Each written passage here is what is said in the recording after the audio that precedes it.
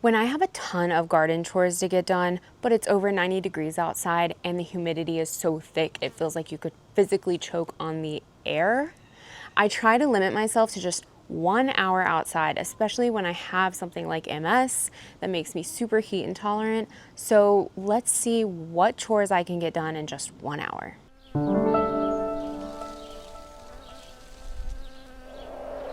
All right, we are truly in the growing season, and these tomatoes that I just planted maybe a month ago are already getting out of hand. I love growing tomatoes, but I kind of hate the way that they grow. Like, they're just so crazy and they require pruning. So that's what I'm gonna be doing, pruning. And since I grow my tomatoes up these poles, I'm also going to be tying them to the poles with twine. When we're talking about indeterminate tomatoes, which that's what these are all dwarf indeterminate tomatoes, which means they're dwarf tomatoes, they stay compact, but they still grow all season long. And so they do get unruly. And my philosophy with pruning tomatoes is I kind of like to keep my tomatoes naked.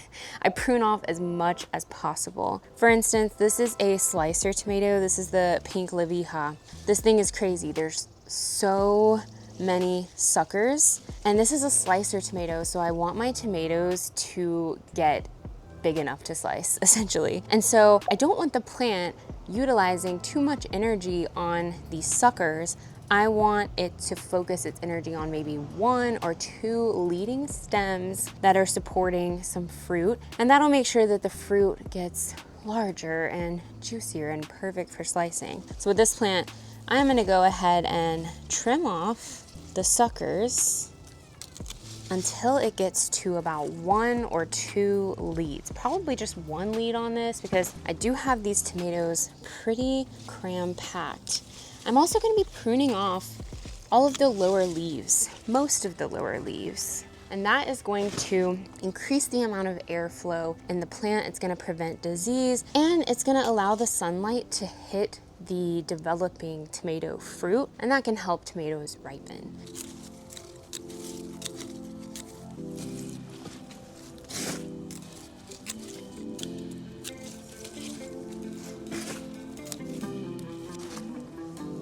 This tomato plant is looking a lot more naked since I have trimmed off some of the bottom leaves and the suckers. So now this has been falling over this entire time. I'm gonna prop it up against this pole. I'm taking a piece of twine, and don't worry, it'll straighten itself out later as the sun kind of pulls it back upwards.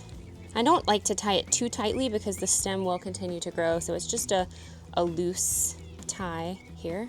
And that's it for now for that one. Here's an example of a tomato plant a little more closely. So this one clearly needs to be staked up onto this pole. But do you see all of this mess underneath? We really don't need this much foliage.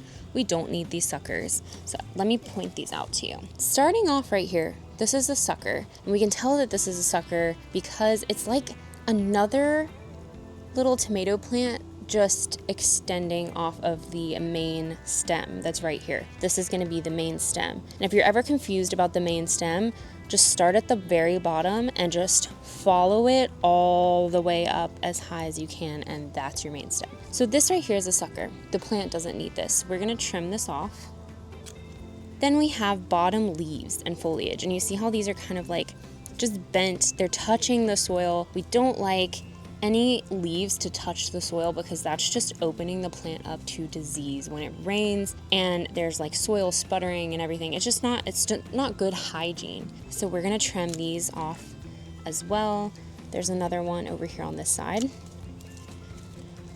And we're just gonna keep moving up the plant. We're gonna keep moving up the main stem. There's another leaf here. It's touching the ground. No. Here we have another sucker. This is coming off. Actually, I just accidentally snapped it off, but this is another sucker. And you know what? If you're running low on tomato plants, you can actually just root these right into water or soil if you want, and you can make entirely new plants out of these suckers. Moving up here, we have another sucker. You can also tell that this is a sucker because suckers, oh, it also just snapped off. Suckers usually come out of these V points. So we have our main stem, and then we have the leaf, the foliage, and then we have the sucker coming out of this V right here. So that's another way that you can tell that this is a sucker and we don't need it. Got another leaf right here. I'm gonna cut that off as well. Now we're coming to kind of a conundrum. This is where our main stem is kind of branching into two different suckers. And if you follow this V rule like I taught you, we will know that this is actually a sucker, even though it looks like the plant is just splitting in half. There was a leaf right here. This is another stem, and this is the sucker that's coming out in that V. So we have a choice that we can make. We can either keep this plant 1 leader, 1 stem, or we could allow this sucker to continue on and we could have 2 leaders. And I think that's what I'm going to do with this plant. This is the Antho Pink Panther, and these tomatoes are a little bit smaller. So I actually feel comfortable having multiple leaders. So first I'm going to prop up this main stem. We've got some flowers coming out already, and I'm going to go ahead and tie this to the pole very loosely. Then we have this sucker, and there is another sucker coming right off of this sucker. So we're going to go ahead and prune that because we don't need any more. And then I'm going to tie up this one as well. Since this leaf right here is just so like gangly and weird, I'm gonna just go ahead and chop it off. Tomatoes, they can take a bit of a hard prune and they look pretty naked and kind of scraggly. This is just how tomatoes grow, and they will grow like another foot before you know it, and you're gonna be pruning off more and more. So you don't have to be super shy or super careful about the pruning of tomatoes.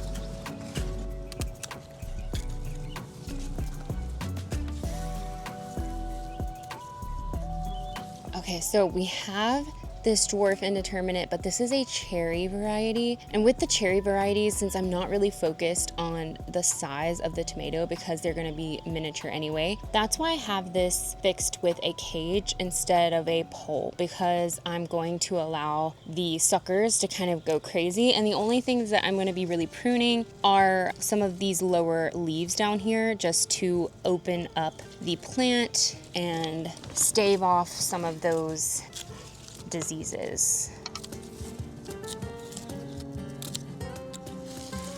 All right, these tomatoes are looking a lot better. So much more cleaned up and tidy. We're 12 minutes in, so I have some more indeterminates to prune, and then we're gonna move on to Tomato Alley, where I'm growing my determinate paste tomatoes, and I'll show you how to prune those too.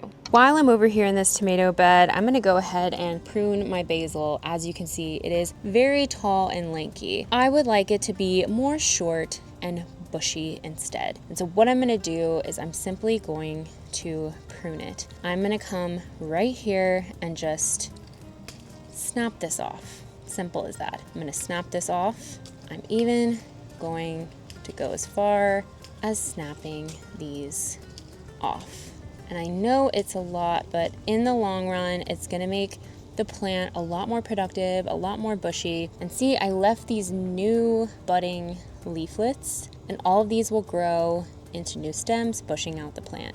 And then of course, I'm gonna take this basil in and probably make some pesto. I've been really craving some pesto pasta lately. I love basil so much.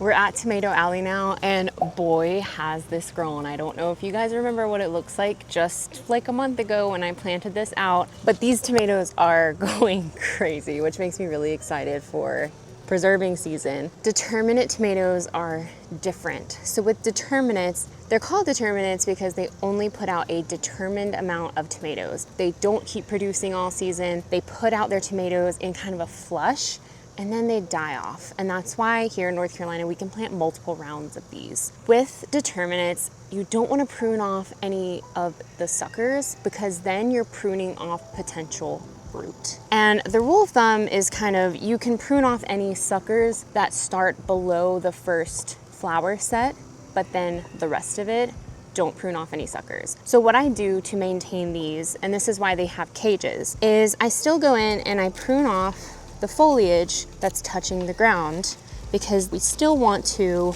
open up airflow and stop disease and pests that like to hide in big bushy tomatoes. The more open air a tomato is, personally, I believe, the better. So we're just gonna give these as much of a little hygienic prune that we can.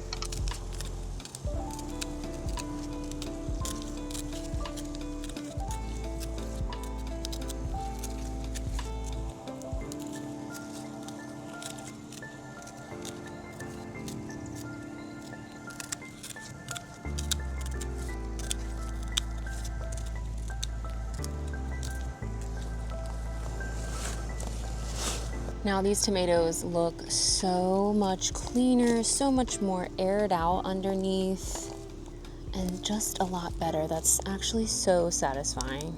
All right, so we are about 35 minutes in. Not bad. I got all of my tomatoes pruned, and that was really my main task that I wanted to get done today, so I'm happy about that. I have 25 minutes left, and I think I know what I'm gonna do. I need to plant some of my backups. If you guys watch my videos, you know that I made backups of my cucumbers, my squash, my melons this year, because last year they were tragically eaten before they could really get off on the right foot because I direct sowed them and we had a lot of rain, so the slugs just chomped them up. So this year I made backups in soil blocks. Hold on. Here are all of my backups, and I'm so glad that I made these because all of my cucumbers got chomped. All of my melons got chomped. My squash did not. My squash are growing really well. However, I have one that I think I'm gonna switch out because it's kind of a runt plant and it's not growing like the other three. And so I think I'm gonna switch it out with one of the backups. So I'm so glad that I did this this year. I think I'm gonna do this every year. But while I have replacements, I also have extras of things. I went a little bit crazy. I do have some that I'm gonna give to friends, but there's some that I need to find space for, that I want to find space for because I want to grow them. So I think I have enough time left to go ahead and do that.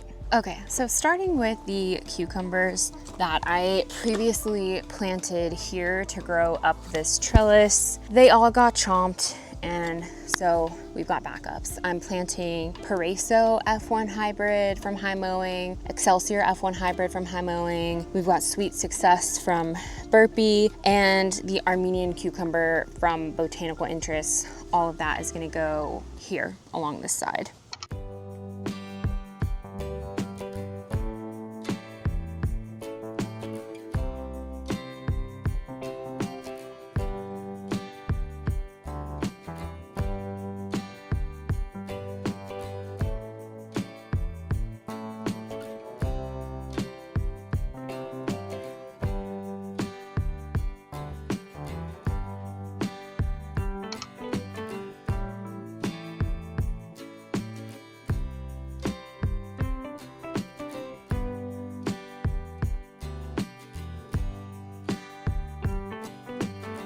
Over on this side, I'm gonna have my cantaloupe, and don't worry, these crops are gonna be coming out. This is some broccoli, and so they're not gonna outshade the melons.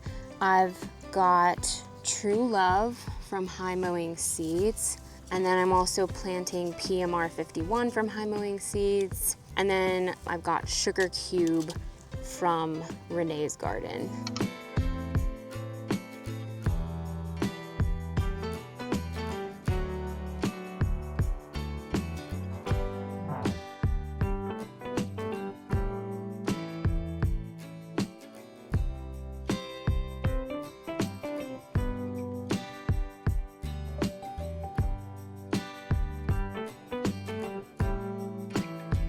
Cucumbers and melons are planted. That was also on my list. It was kind of nagging me, so I'm glad that I got that done. I only have like 10 minutes left. I'm gonna show you guys what I'm talking about with the squash that I might replace. I honestly might leave it I haven't really decided yet. All right, we have squash here. This one is the Tromoncino. This one is the Seminole pumpkin, looking beautiful. Across the other side, we have this Seminole pumpkin. Yeah, it's looking like a runt. And then we have this, it's the South Anna butternut, looking great as well. So I'm thinking like either I could hit this with some fertilizer and hope for the best, or I could replace it with a backup. And I don't know, because it actually just put out this brand new leaf, and I'm like, should I give this one a chance? And then maybe still plant a Seminole pumpkin elsewhere? Decisions. I've decided to just leave it and see what some fertilizer can do, but I might do that tomorrow because, like I said, I have 10 minutes left and I think I need to water some things. I do have drip irrigation set up, but with the drought that we're having, all of my things that are planted in ground and in containers really need a drink. So I think I'm gonna spend the last 10 minutes watering.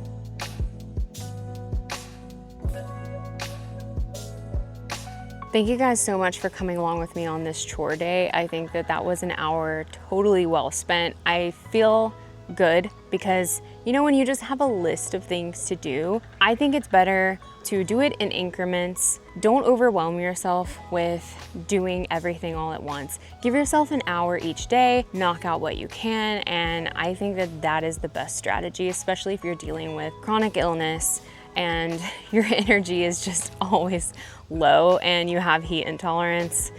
It's the best way to do it. So thank you guys so much for coming along with me. Drop any questions that you have in the comments, whether it's about pruning, planting, or watering. I'd be happy to answer them. And don't forget to follow me on Instagram, TikTok, Facebook, and Substack. And don't forget to check out the Garden Girls podcast. We drop new videos every single Wednesday. And I'm actually upping my own content schedule. Instead of one video a week on Thursdays, I'm gonna be going up to 2 videos a week, posting on Mondays and Thursdays. I'm really excited about that. I hope you guys are too, and I'll see you guys in the next one. Bye.